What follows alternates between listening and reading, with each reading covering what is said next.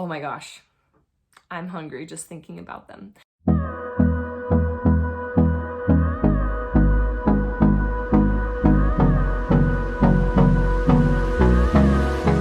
Hey there, welcome back to Limabean Living. If you are new here, my name is Emily, and you've caught me in the middle, or I guess now at the end of my little series where I am sharing my top 10 things around the house using the hashtag Top 10 Around the Den. This video and series is actually also in collaboration with my friend Karanique over at Karanique's Corner. Make sure you guys head on over to her channel after you are done watching this video to see her top 10 favorite recipes so that you guys can get even more ideas of things that you can try at home. So that kind of gave it away. In today's final video in this little series, I will be sharing with you some of my favorite recipes of all time.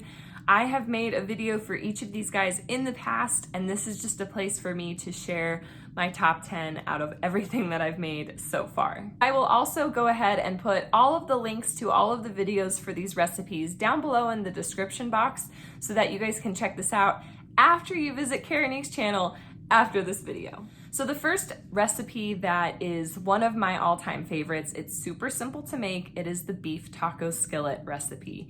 This is great because it is pretty much done all in one pan. You don't mess up a lot of equipment or anything like that.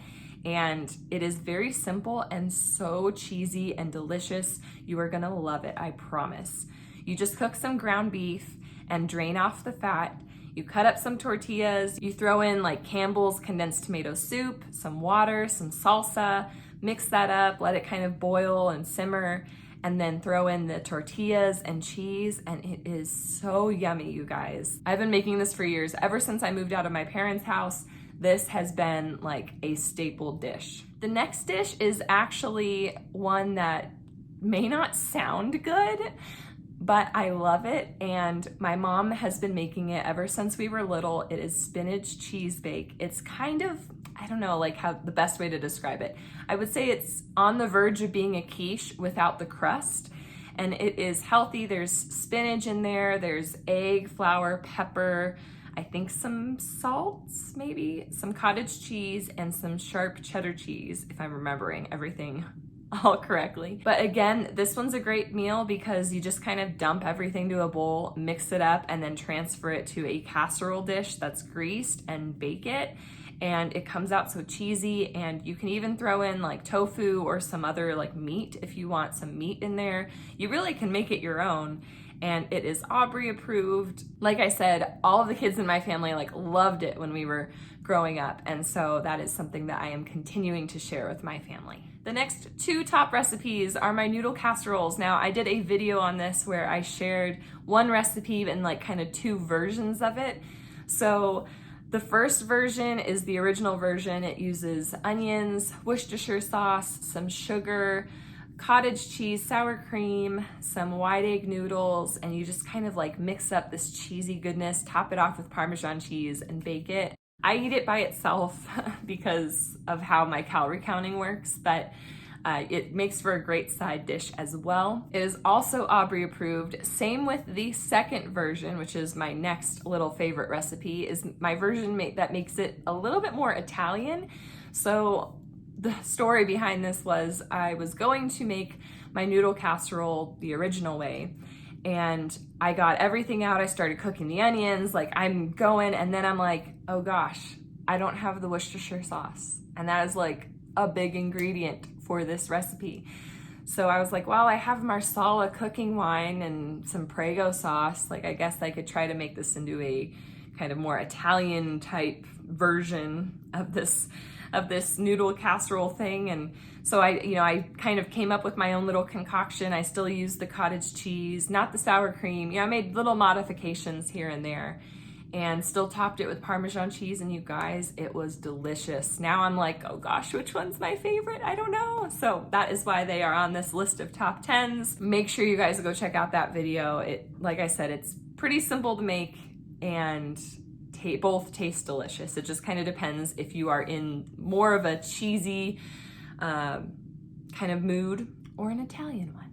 My next favorite recipe, this is in really no particular order, but is this sweet and sour recipe that my mom gave me to try, and I tried it on my new to-do series. Now, this recipe was really easy to make. It really resembles like sweet and sour sauce that you would find at like Panda Express or some other type of recipe with that type of cuisine. And I was so surprised at how easy it was and how like I really didn't need to have too many like oddball ingredients. So that was really something for me that I enjoyed about this recipe. Was I'm always like afraid to try new ingredients, because if I don't like the ingredient in a recipe, then I probably won't want to use it again. And so if I get like a big amount of whatever it is, I feel like I'm wasting. And so I like trying new recipes where I already kind of have all the ingredients somewhere, and it's just the combination of them that makes the recipe special. So that is why I liked this recipe, because I pretty much already had everything on hand. The sauce goes well with like peppers, and obviously the pineapples are part of the recipe, onions, any other type of vegetable that you would imagine eating with sweet and sour sauce.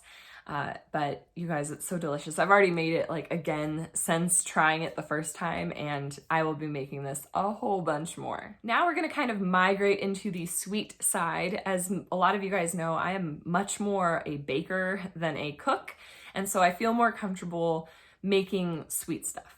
So my next favorite recipe is my mom's banana bread recipe. Now, I did a video where I shared me making banana bread muffins and kind of did a bake and chat. So that video has a little bit more of me talking to you guys. But this banana bread recipe, I think the key is freezing your really ripe bananas and letting them get really ripe, like full on brown. Put them in a freezer safe bag and toss it in the freezer until you are ready to bake. Now, when you're ready to bake, obviously take the bananas out of the freezer and let them defrost, and there's gonna be tons of liquid in the bag. It's gonna look disgusting, but that is what makes the bread special and super, I'm gonna use the word, super moist.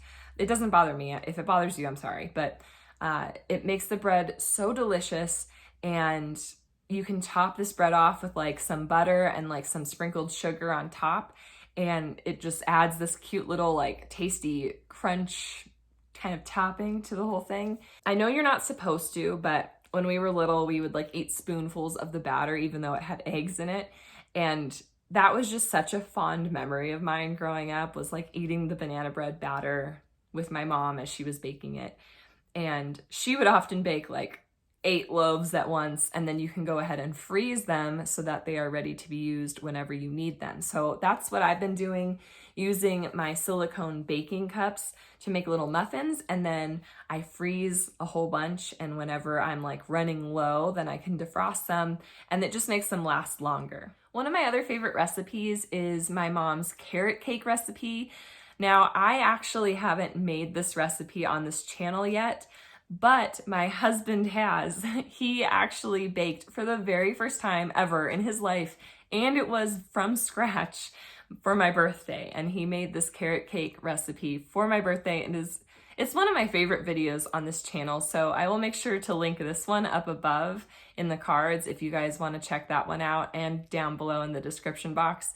But we give you the recipe, but it's entertaining because it is his first time like really baking in the kitchen, and there are just some funny moments in there. So this carrot cake recipe, it doesn't have any nuts because I don't prefer nuts in my desserts or whatever, like in cookies or ice cream. Just not a really big fan. If I'm gonna have like eat some nuts, I'm gonna have them separate.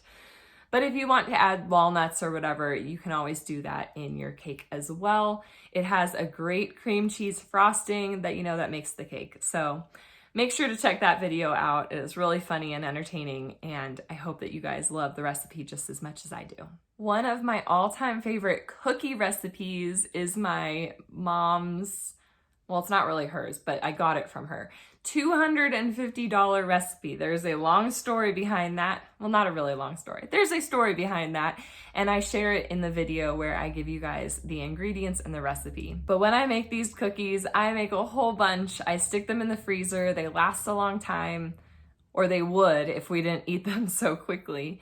and they are delicious. The cool thing about them is they have like blenderized oatmeal as part of the ingredients, so that kind of adds a new flavor to just like your standard chocolate chip cookie recipe. The 9th recipe in this little video today is my chocolate chip banana pancakes. Now, I did not look up a specific recipe for this, like specific measurements. I kind of just came up with it by myself, and I found that my little, compilation of ingredients worked out perfectly, so I'm just happy about that.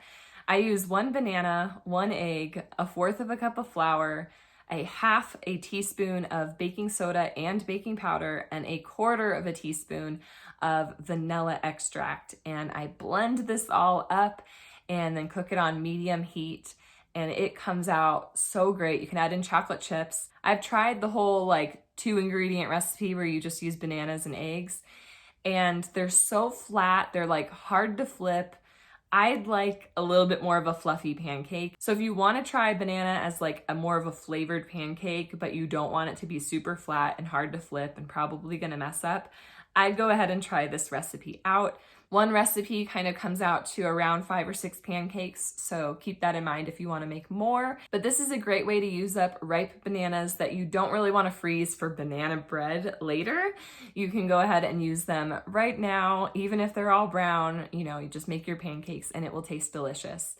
I have added in some applesauce at one point, even with the egg or maybe in replacement of the egg, and it gives it a slightly different flavor, but it is also equally delicious. And finally, my last recipe for you is my cinnabon copycat recipe. This is a video that I've recently made on this channel, so make sure to go ahead and check that video out too. These cinnamon buns are very close to like cinnabon recipe. Like, oh my gosh, I'm hungry just thinking about them. I'm hungry about thinking about cinnamon rolls in general because they are just delicious, right? Cream cheese frosting, that ooey gooey like cinnamon texture or whatever. Like I said, this one is a pretty close copycat. I've never had anything that was cinnabon and not cinnabon at the same time. There is something about the like cinnamon gooey part of the cinnabon like recipe that I haven't been able to fully copy in the recipe that I shared previously on this channel, but it is so close. And I think that the only thing that would make it taste better is if someone else made it. Maybe that's the only thing that I'm missing. Anyone else feel that? Like you make something that you know is delicious and you enjoy it, but it's just so much better when someone else does the work? Yeah, I think so too. So while a lot of these guys are not the healthiest of recipes, they sure are tasty. So go ahead and give them a try if any of them looked or sounded amazing. I can testify that they are, but I hope that your taste buds will agree with me. Don't forget to give this video a big thumbs up. Subscribe if you guys are new. I would love to have you stick around and check out my other content. Don't forget also to go over to Karanique's Corner and send her a little hello from me. Let her know that I sent you guys over, and I will catch you guys in our next video. Have a great day.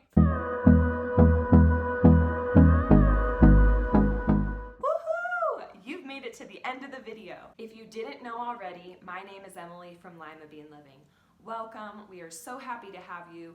We post videos every Monday and Friday on a variety of content: lifestyle, cooking, cleaning, military life, DIYs, encouraging mathematical development in children, and so much more. Thank you so much again for watching, and until next time.